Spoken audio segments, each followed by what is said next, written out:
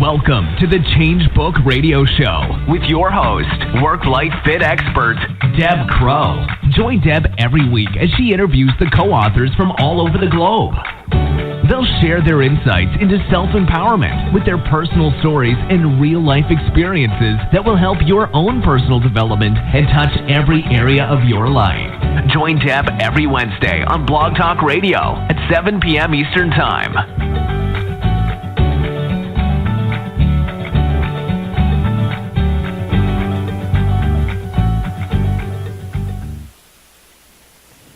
Well, good evening, everyone. It is May the 31st, 2017, and I sit in my home office tonight doing the radio show live. I've got the sun just beaming through the window. It's absolutely beautiful.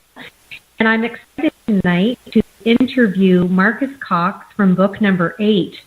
So let me give you a little insight to Marcus's background, and then we will welcome him, and really excited to chat to him for the next hour. So Marcus deems himself as a pretty normal guy, but unfortunately he was in a horrendous car accident that left him in a coma, and he states that he crossed over to the other side.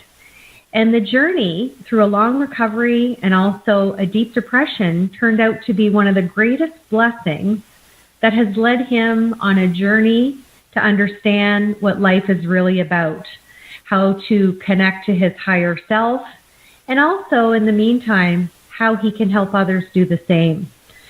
Marcus is just truly, he has done so many things. I'm in awe. He has studied under yoga masters and gurus in Sri Lanka and India. He has discovered some ancient consciousness expanding methods, including deep meditation, lucid dreaming. And I just love that Marcus, he states that he's been a witness to a tsunami of coincidences where everything falls in line, or what many people would call miracles. And I'm really excited to talk to him about that. So please help me welcome Marcus to the show. Marcus, how are you doing tonight? I'm doing great.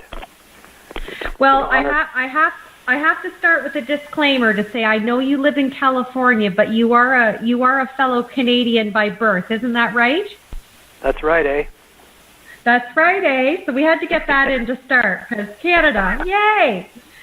So Marcus, I'm really intrigued with your story. I wanted to tell you that I really enjoyed reading your chapter for many reasons. Firstly, because I was a medical case manager for 20 plus years, and I worked with a lot of individuals who had catastrophic injuries and were left in a coma.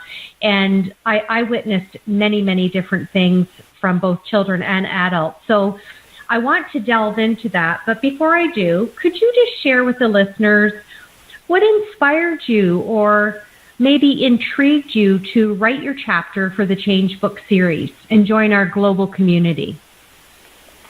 Well, that's another piece of synergy. It was quite remarkable.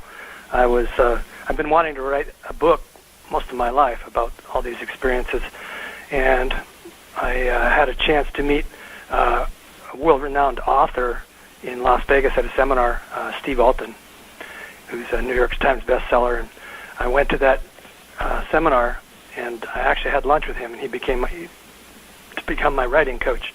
And when I got back, I got a call from Jim Lutz with Jim Britt on the line. And Jim Lutz and I used to work together. I know him quite well. For several years, actually, we did coaching calls together. And he talked about this Change Series and an option for me to get in book 8. And I was like, well, that's perfect timing, because my other book was way out, and this is like really neat. So I jumped on that, and I only had like 3-4 days to do my chapter, but it just popped out of me, which was really cool. That's like from the inner sky stuff that I like. That's what you want to do when you're writing. It just popped right out, and then after I read it, I was like, oh, it sounded so good, and here we are. I mean, gosh, it's been such a wonderful journey, and all the other Change authors. And how many countries is it in now? It's 34 or something? I do believe we're close to finishing and completing book 14, and we're in 26 countries now, Marcus. Wow, beautiful. And they're in multiple languages, right? Absolutely. And I just, like you said, I love the energy and the synergy of how many people we have and just the goodness that we're spreading across the globe. I think this vision has just imploded to more than what Jim and Jim ever anticipated it to be. Now, you talked about your accident left you in a coma. And what year did you have your car accident, Marcus? That was in 1968. And oh, wow. I was at the tail end of our summer vacation at our lake cottage at Pigeon Lake, Alberta. And this was like the last day of summer vacation. And I was passenger in my neighbor's car, and he was showing off on a gravel road in a 1964 Pontiac Laurentian, and it was swirling around and everything. And he lost control. And I remember hanging on for dear life. Didn't have a seatbelt on, which actually turned out to be better because the roof was pushed through the passenger seat, and I went through the windshield. They said I went 100 feet in the air, landed on my feet somehow, like a cat or whatever. But I drove my pelvic in and split my pelvic, and then rolled and broke all my ribs and punctured the lung, and then I hit a rock and went into a coma. And that was not something I chose to do, that's for sure. And I was on the other side in a tunnel of light, which I had read about and heard about before, but I really didn't know much about it. But it was like in being in a heaven world or something, and there were these beings there, light beings. And I'm not sure if they're angels or extraterrestrials or what, but I remember being there and this feeling of connectedness. I mean, like I was home. I mean, it was just so exquisite. I almost got a tear in my eye talking about it. It's so beautiful. And that's how I discovered that other world, if you will, the inner world. And then that went on for 10 days. I was in the coma, and I was in and out of that light realm with these beings. And then I was in the hospital room, looking down on my body. Was on life support. I was in ICU, and I had lung machines and other machines, and all these tubes coming out of me. And my parents and my brother and his wife were standing around me with this sad look, and it was pretty sad. I mean, looked like I was going to die. And then I was in the coma for 10 days, and when I came out, it was so painful. I was really groggy, and my positive, happy-go-lucky attitude was completely gone. And when the nurse said, "Would you like something for the pain?" I said, "Give me a kill needle." And that's really bizarre coming out of my mouth, because I was a really positive kid. And I was a mess, just very confused. I guess that happens with a concussion. And I kind of remembered the light realm being on the other side with the tunnel with light and all that, but not enough. So I was caught in the drama of the hospital and the pain, and that was the beginning of the dark side of my life, if you will. I went on a big whiplash downhill from there. Well, I feel very heartfelt listening to you share your story, Marcus, because I spent half of my career with individuals like yourself, and all of the descriptions are almost identical to what you just so eloquently described. And really, I think people underestimate a concussion because the concussion is a traumatic brain injury. So hearing you say that you came back as a different person is the norm for us who have gone to school and worked with individuals who've had such unfortunate experiences. So how and when did you decide to look at maybe some different modalities of treatment and try and get back your strength and get yourself out of depression? Because I'm sure our listeners would really love to hear, where did you have to dig and how did you go about doing that to pull yourself out and just lead such an amazing life since then, Marcus? Well, it didn't start quickly. I was like a year, and I got addicted to the pain medications.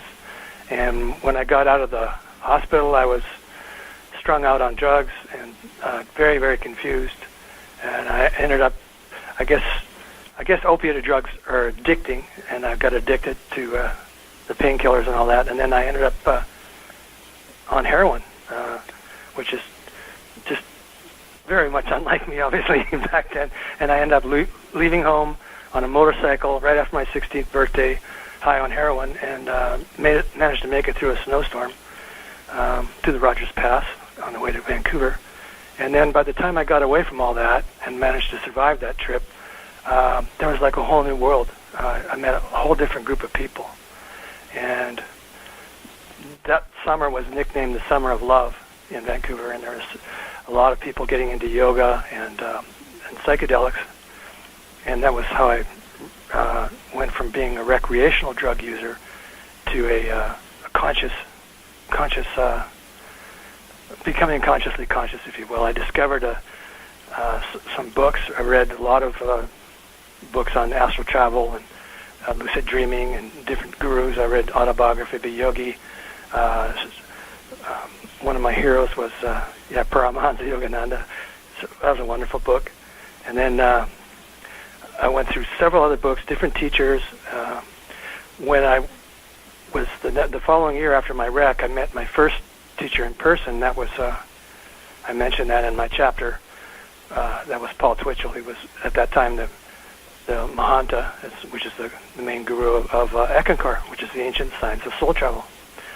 And my brother had been turning me on to that, and I've been trying to lead my body through the third eye and everything as it taught in those books, and I couldn't do it. You know, I just struggled. It wasn't like what I'd done on LSD before. I got pretty adept at falling into the light. If you've ever read any of that, which they call samadhi in Sanskrit terms. And I'll get into this a little later about Dr. Joe Dispenza, how he's teaching workshops on how to duplicate that experience, which is really beautiful.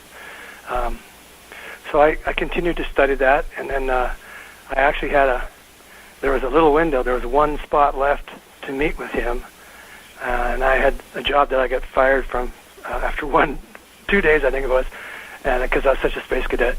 And I got the check, and it was enough to pay for that consultation with Paul Twitchell.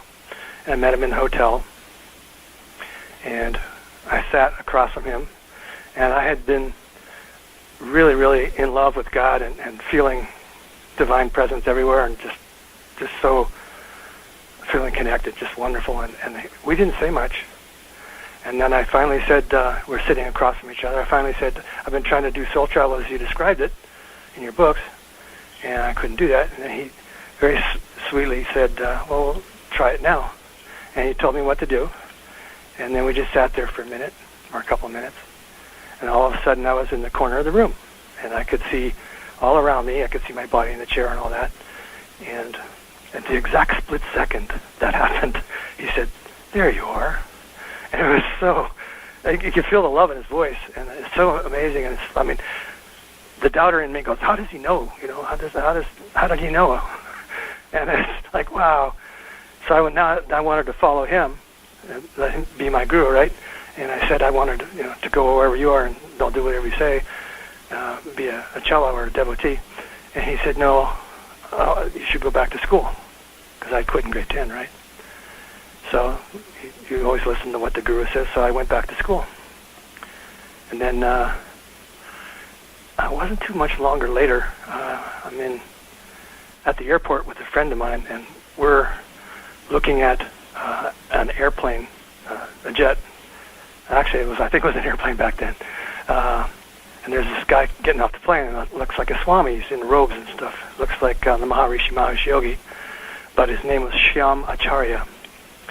And I look out the window, and he's way out there, and he's walking towards us, and he waves. And I don't know who he's waving at. I wave back at him. And then by the time he gets up in the on-ramp, it doesn't look like there's anyone to meet him. So my friend and I introduce ourselves, because we're both practicing yoga, and this looks like a yogi. So we introduce ourselves, and he's Swamiji Shyamacharya, and he says, we ask him, what brought you to Vancouver? And he says, God told me to catch this plane. And we ended up building a worldwide ashram around him. We rented a place on Main Street in Vancouver there and started teaching yoga. He actually had come from Rishikesh and was with the Transcendental Meditation movement, and he was very adept at that.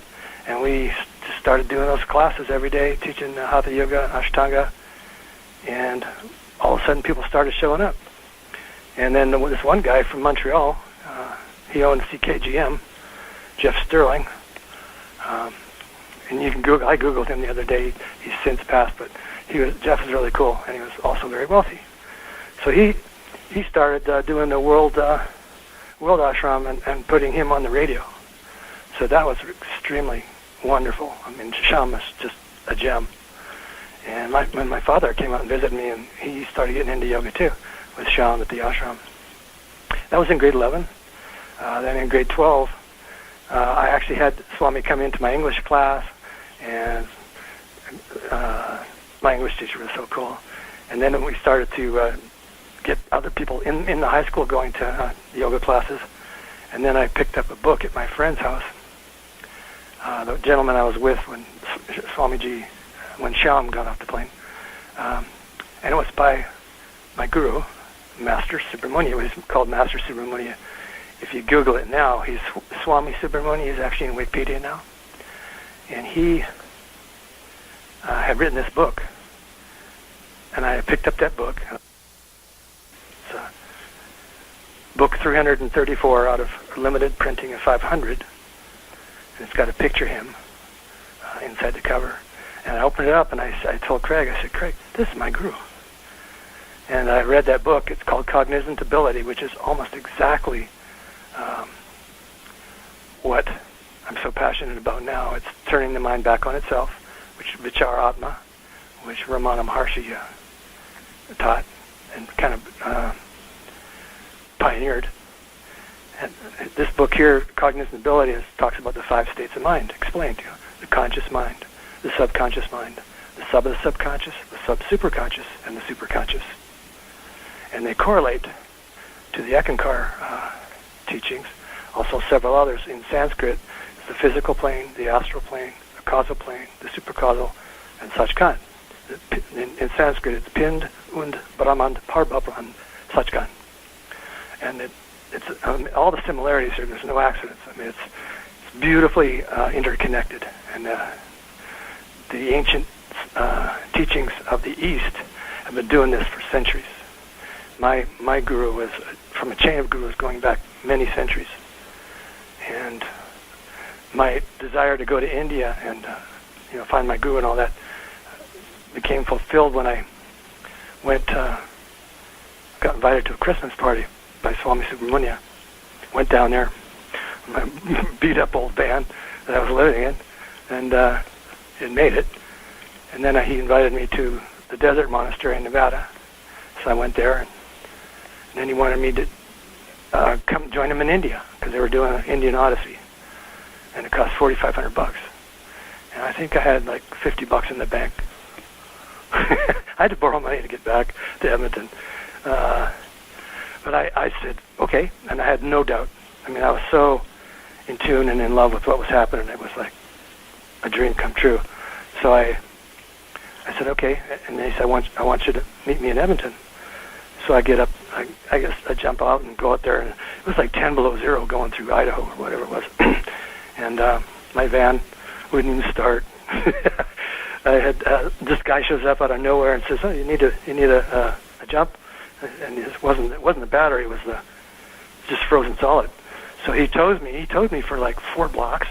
Finally, it started, and I was lucky I didn't freeze to death. But anyway, kept going through and thanked him so much, and got up to went up through the Montana, through the border, across the border there. Made it all the way to Calgary at like 3 a.m. it was, and I had no more money. And I just drove up to a pump and just sat there. And I walked into the gas station, and this guy swears, says, "Damn, And I said, "What's wrong?" He says, "My compression gauge just broke." He was working on a car, And I had bought a compression gauge before I left Vancouver, and it was in my van. So I said, I'll give you a compression gauge if you fill me up. He said, perfect. What are the odds on that I would have that compression gauge? It's not something you buy. So we swapped, and I drove back to Edmonton, no problem, pulled into the driveway, and I just had total belief, and I was going to go to India. Wasn't thinking about all the problems or why I couldn't make it and where I was so broke. I didn't think about that. I just knew it was happening. The next day, I got a check in the mail from that car accident I was in when I was 15 for $4,350. And one of the priests and the guru showed up at the University of Alberta the next day, and I gave him the $4,500. I borrowed the $150 from my mom, and then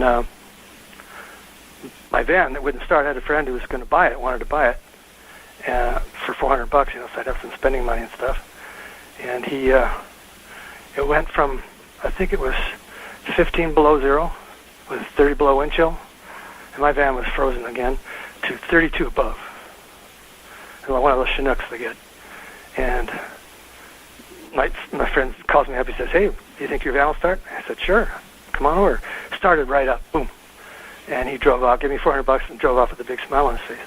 And I caught the plane the next day to Kauai, which is where our main monastery was. And met the guru there, and this lady who's an expert at reading past lives, she happened to be there. And I happened to have lunch at the same time she was at the table. And she looked at me and she said, "Oh, you're going back to India with the guru, huh?" I said, you got some payback coming. Because she's telling me that I was a conqueror in a previous life and all that. And I was like, wow. And then a whole bunch of other things happened. And we took the next flight. We went to Japan, and we went to actually, I think it was 32 countries. And when we got to Sri Lanka, and I was with the guru there, because that's where the main ashram was, just a whole bunch of things happened. And we were traveling in the trains and things, and he was telling me what was going to happen next, and sure enough, it would happen. And then when I was initiated, I was in a town called Jaffna in northern Sri Lanka. There was like 50,000 people there with no electricity, and live taggers all over the place. And we lived in a hut. There was a little hut where he had been ordained, and I became a monk at that point, which is very unusual. I had quite a few friends that tried to join that monastic order, and they never made it. So it was a very rare, special, auspicious event. And then all the things that happened after that, I'm putting in my upcoming book. India's an amazing spot, just amazing. Like miracles everywhere you go. It depends if you're tuned in, but. Marcus, I'm just sitting here in awe listening to your story, but I have to just tell you a couple of things. I'm taken back with just the calmness that you have in expressing all of the experiences you have, and I know that comes from just years and years of different modalities that you've tried, and I have to congratulate you because I had a lot of clients who, like you, was given the pain meds because that's always the go-to. But number one, you didn't let it define you, and you found your way out of your box. And that's what I love about the thread of your chapter and the title, Going Beyond the Box, because you certainly did whatever you needed to do to get back to who you really knew you were, which I just think is miraculous. And there's a paragraph in your book that in the chapter that I'd like to read from book 8, if I could just share this with the listeners. And the other thing I want to say to you is I just love that you speak your truth and you don't worry what anybody thinks. And I just think if anybody gets anything from our interview together tonight, I think that's one of the biggest struggles that most people have. So let's chat about that in a minute, but let me read this one chapter that I love. So this is Marcus's chapter called Going Beyond the Box in book number 8. And this is the paragraph that kind of jumped off the page for me. The box that limits our lives. So what is this box or barrier that prevents us from being inspired or in spirit? It is our ego. And Webster's dictionary describes the ego as the opinion you have of yourself, but it is a lot deeper than that. The opinion you have is also an accumulation of opinions formed by other people who think you should act, look, and be a certain way. These opinions have been accumulating since you learned your name and started thinking about who and what you are, not to mention that nagging question, why? This box of opinion knowledge keeps you from feeling connected with the divine and living the limitless life you deserve. 1, no doubt or fear. Are you ready to go beyond the box once and for all? And then you had a quote from Swami Subram. I'm probably not doing justice to his name, so I'll have you correct me after I give the quote here, Marcus. His quote is, opinionated knowledge is only barrier to the super conscious.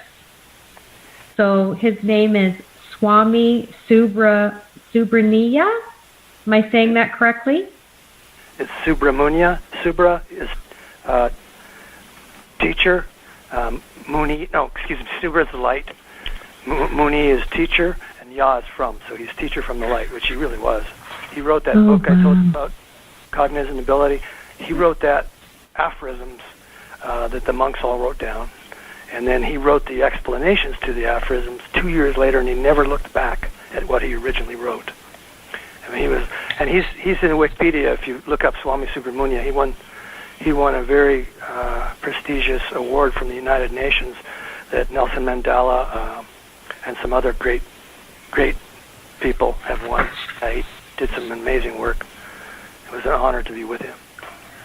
Well, and you made such a great effort in your chapter as well about saying, when we grew up, I mean, I was born in the 60s, so I'm just a tad younger than you, probably not much. And we didn't have the Tony Robbins, the Wayne Dyers, the Oprahs, and you talk about that.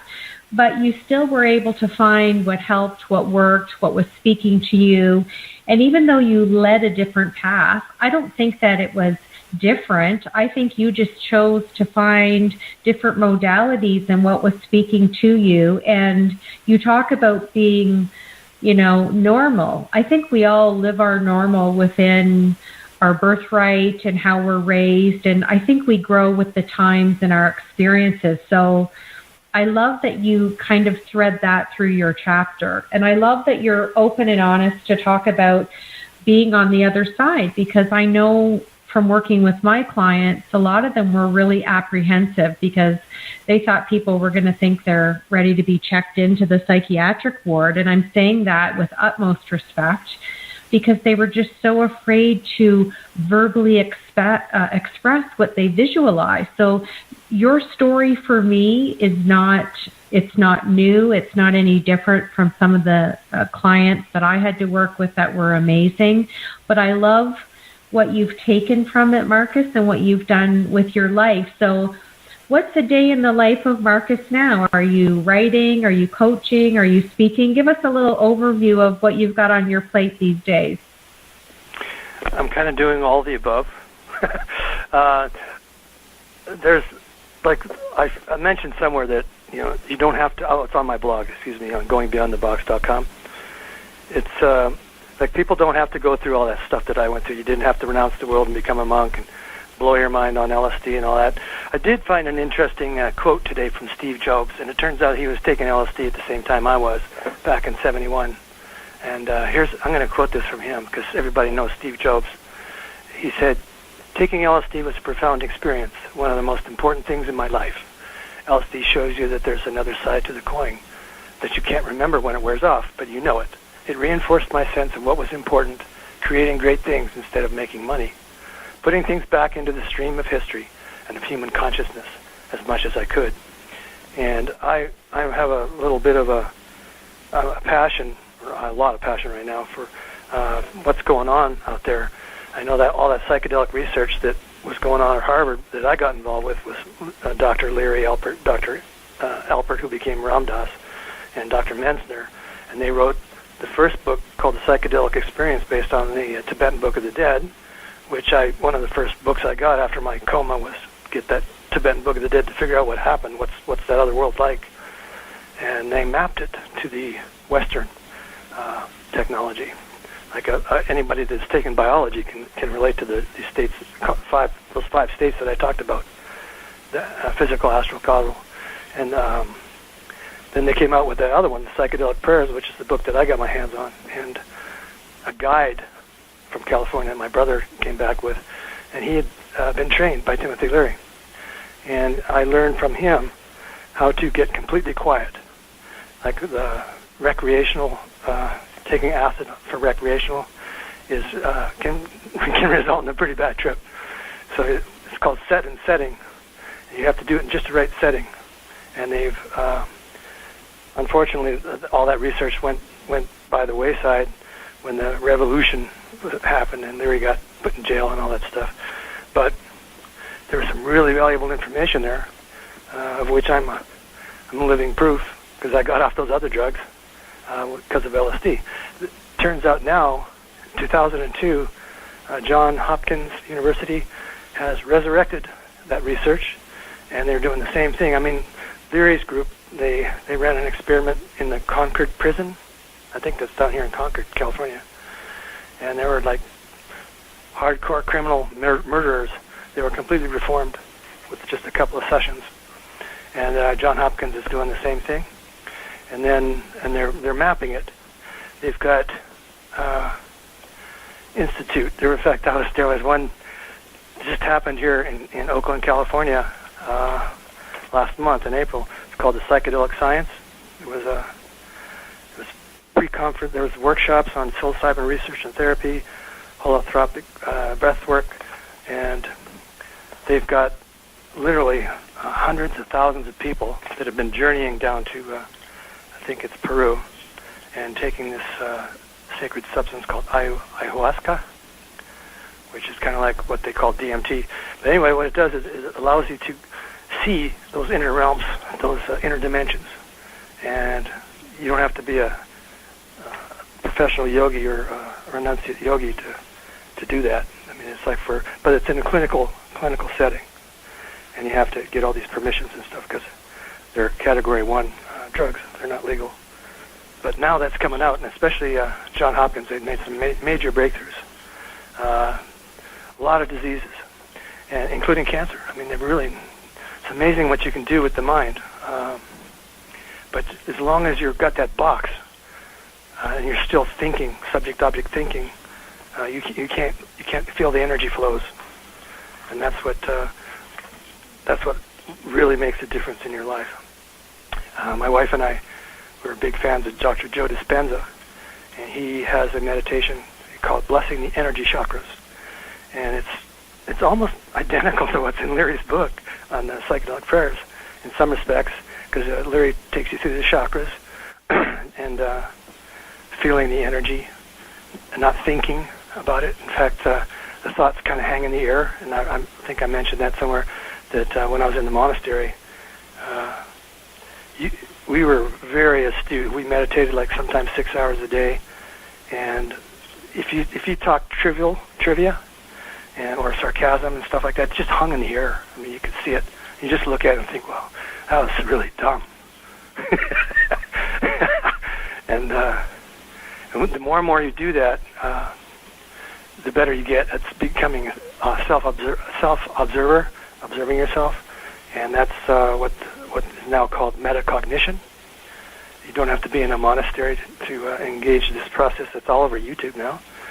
You can Google Joe Dispenza, Wikipedia, metacognition.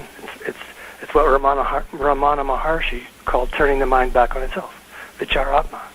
Now it's metacognition. So you Google that, And then you go to YouTube, and there's so much beautiful stuff out there. It's exquisite. I mean, it's like you don't have to go to India anymore. You don't need a guru. In fact, I'm looking at two beautiful books right here by Dr. Joe Dispenza. One's called The Placebo, and the other one's Breaking the Habit of Being Yourself. I highly recommend both these books. And Breaking the Habit of Being Yourself is going beyond the box. And he literally puts it in layman terms how it works. And he has these workshops, and they're tracing it. I mean, they're doing this gentleman from the Heart Math Institute. He comes to Dr. Joe's advanced workshops, and they measure the brainwave patterns, and you can see it. I got the book right here in front of me. Let's see here. There's a there. This is in You Are the Placebo, the Kundalini Ecstasy Experience, and this is from one of the people in his advanced workshop, and he's actually got a graphic of it that they took off the EEG machine, and you can see that. I mean, it's like going into the highest brainwave patterns, like going into gamma. And here's a little thing I highlighted. Because of the functions of the frontal lobe is to make thoughts real, what she's experiencing in theta with her eyes closed, it's very real to her. You could say that Bonnie's inner experience was like a very vivid lucid dream. And they've been doing this now for several years. They've been mapping this. And my wife and I do this meditation every morning. And we just bless the energy centers. And when you bless, you put your awareness in there. And then you expand into the quantum field. And you bring the quantum field into your centers. And you can feel it. I mean, whoa, it's amazing. And the Sahasrara chakra, which is the top of your head, it's like the gateway, if you will, into the inner dimensions. And you can feel the quantum field. I mean, you can feel the energy coming down into your body. And my wife, we get up sometimes, we're just grinning from ear to ear. It's just amazing how that feels. You can feel your body vibrating, and you're uplifting your genes. He calls it upregulating. Upregulating, yeah. So if you go on YouTube and search for Joe Dispenza,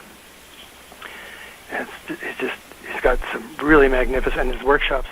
There was one I was watching on the treadmill this morning. It's one out in Munich, Germany.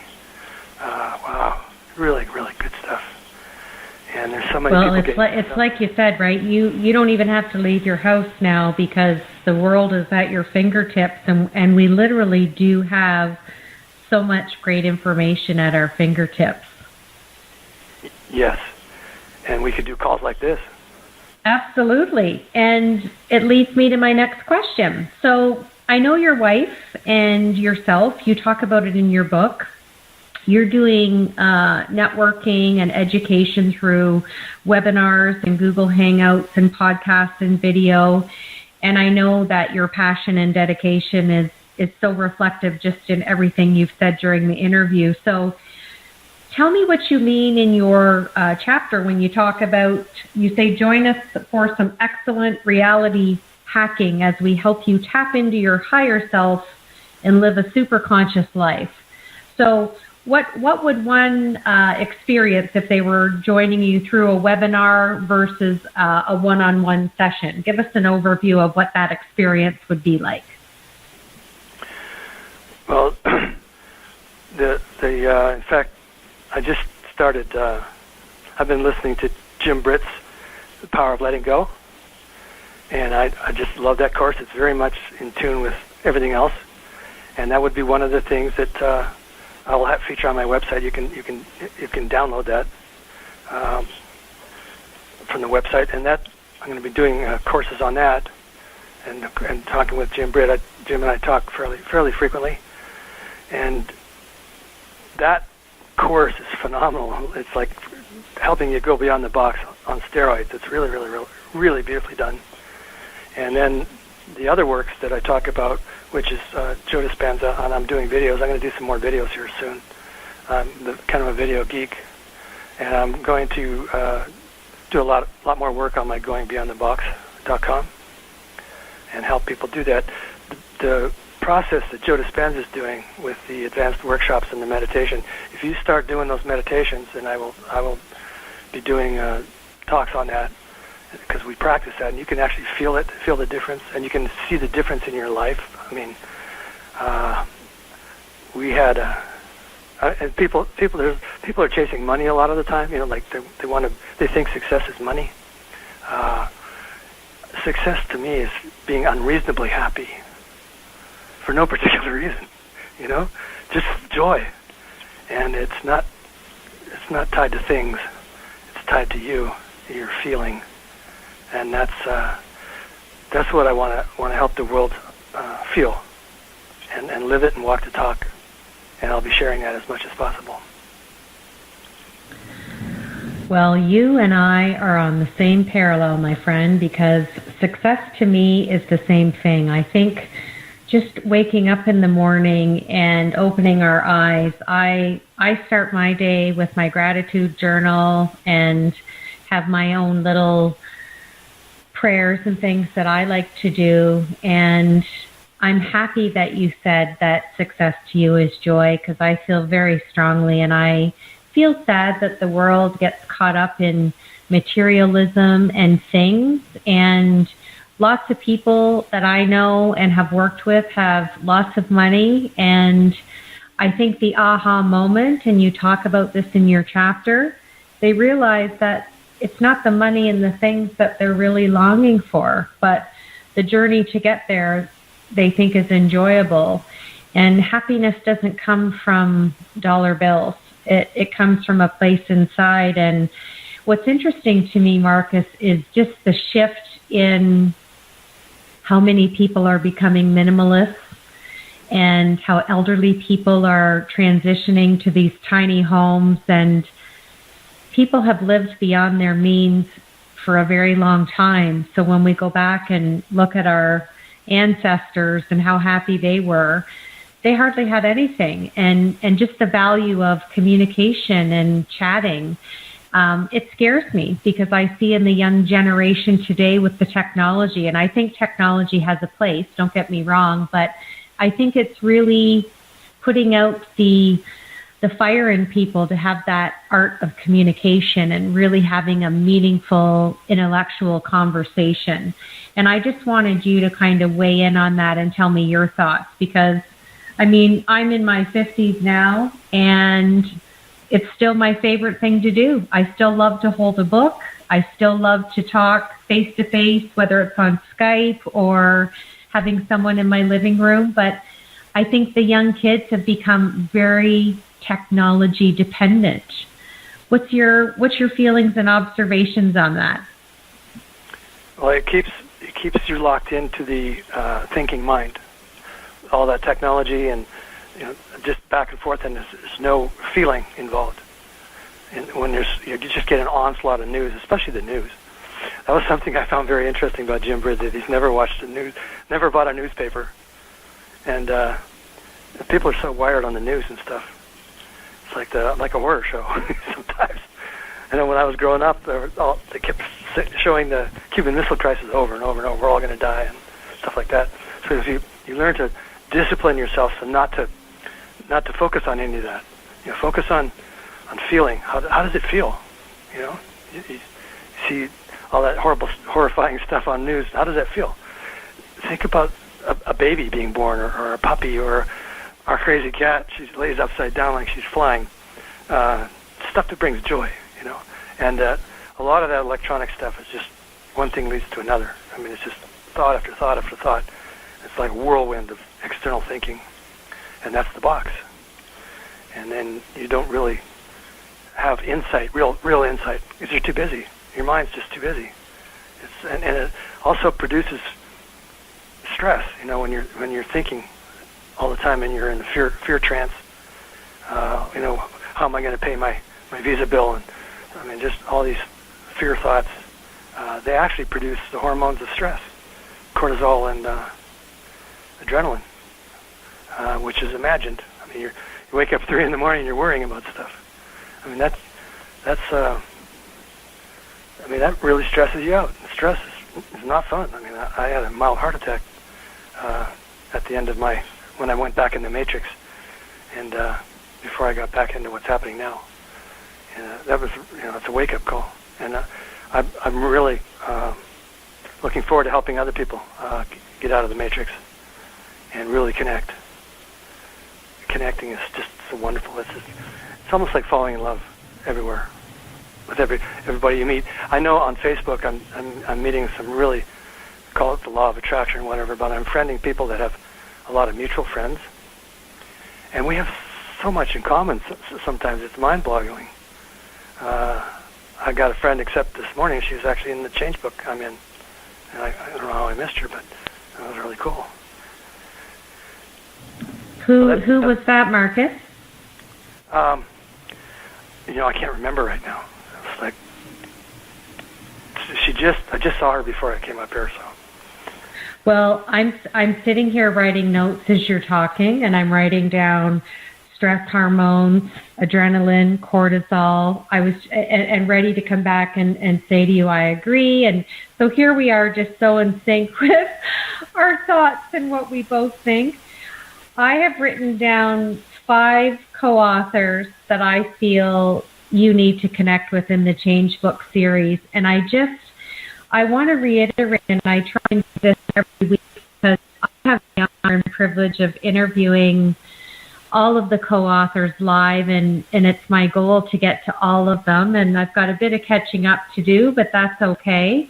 There's so many of us that have synergy, and I guess because I'm in the middle as the concierge, just listening to how you're speaking, the work that you're doing with your wife, and how you're choosing to offer the education. So when we're done our interview tonight, I'm going to do a post in the Change Book, on the Change Book Facebook page, because there's a few co-authors that you definitely should reach out and connect. And that was going to be one of my questions to you is, have you reached out to any of the co-authors to do any kind of joint venture or alliance? To date, have you done anything with any of the co-authors? I have not. I've reached out, and I've had discussions with some of them, but we haven't actually done any collaboration yet. I definitely plan on doing that. Well, I'm thrilled to hear that, because there's a lot of amazing authors just in California alone, and I will make a post to help you know who is in California to get you going. And I wanted to know how often you have spoke to Jim Britt or Jim Lutz. I speak to Jim Lutz almost daily because we go back a long way, and Jim Britt, we're mostly texting.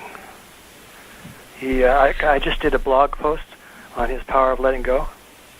It's on my mountainnetworker.com, and he got right back to me and gave me a better version of the video that he has that introduces that program. And it was on Sunday morning. I was like 6:30 in the morning. I was working on that, and he was right there. That's amazing. Jim Britt is an early bird, and I know that because I am an early bird, and I have also, it can be 9 a.m. in Canada, which is 6 p.m. Pacific time, and I can send him a text, and I will concur with you. He gets right back to you because, you know what, when you get up early, I'm trying to get myself to get back up at 5 a.m. because the work that I can get done from 5 till 7 is just, it's unbelievable because there's no interruptions. And I wanted to bring up a method that I get asked a lot about that Jim Britt taught me, and it's called the 15-minute method. And Jim has taught me to take my list and chunk it into 15-minute time segments. So I will set a 15-minute alarm on my cell phone. Now, my cell phone is turned, the volume is off, and it's on Do Not Disturb. And I literally turn it over so I don't see the screen if messages come up, etc. And what I do is I start my task. And where the magic is 9 times out of 10, I get the task done in the 15 minutes. But if I don't, it's okay.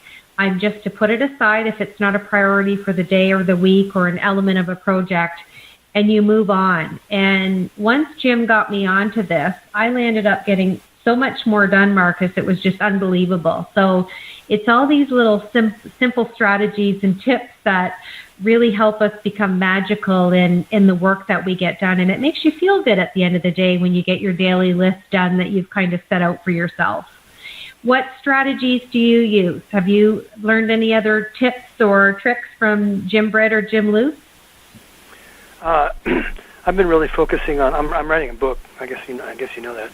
I've been focusing on writing that book. So, and then the work I'm doing on Facebook. I'm actually doing a course with my network marketing team on Facebook and sharing how to connect on Facebook. And like for example, we've got people that are in the thousands of friends, and whereas before they only had like 20, and they're starting to witness like when you're connecting with like-minded people, they seem to resonate with what you do and what you say, and you can build like I'm in network marketing, and I find that the people that rather than sell to people, it's more like sharing. It is sharing, and there's a whole protocol and etiquette, and I've been learning that and practicing that and working with my team on that, and it's almost magic. It's fun. And Jim Lutz is familiar with it too. He likes it too, and I've met some people that he knows, and it's more than coincidence. I mean, some of the people that I've connected with that he goes back 15, 20 years with, and they're very entrepreneurial, which is nice, and those are the kind of people I like to work with. So that's a wonderful thing. So that's one of the big things I do, and I do it within a certain time frame, every morning and then in the evening. Well, Marcus, I have really enjoyed interviewing you and getting to know you a little bit. And I just think the work that you're doing is so valuable. And I really want to thank you and commend you for being so transparent about your car accident and the struggles that you have, and just really being authentic to who you are. And you've just literally come through such a beautiful journey that you're now sharing with the globe. And I just think that's so commendable. And I wish you and your wife all the best in all of the teaching that you're doing through different methods in person and online. And I really would like to keep in touch with you. I absolutely would like to keep in touch with you too. I really and appreciate again, I want to thank you for hanging out with me tonight, because I know it's dinner time now for you, and it's almost 8 o'clock here in Canada. And I know you're always going to be a Canadian at heart. I know that. That's right, eh? That's right, eh? So without further ado, thanks again, Marcus, and you take care and keep shining your light in all that you do. All right, namaste. Take care, namaste. Just such a beautiful interview with Marcus, and I just feel so much more elated talking to him and hearing about all the work that he's done and traveling to all the different countries and the healing and just the education that he's received and that he's now sharing with people from all over the globe. So I want to thank you for tuning in to the Change Book Radio Show this evening, and we had Marcus Cox from Book 8 with us, and next week I'm going to have Sandy Mitchell on the show from Texas, and I'm really excited to interview her, so that will be a fun interview, as they all are. So I just encourage you to reach out to Jim Britt and to Jim Lutz if you haven't. Phone call, text message, email, whatever you're more comfortable. This is a platform that they have created for us, and you are not a chapter in a book. You are part of a human movement that has evolved into a global community, and I love what all of you are doing to educate and inspire.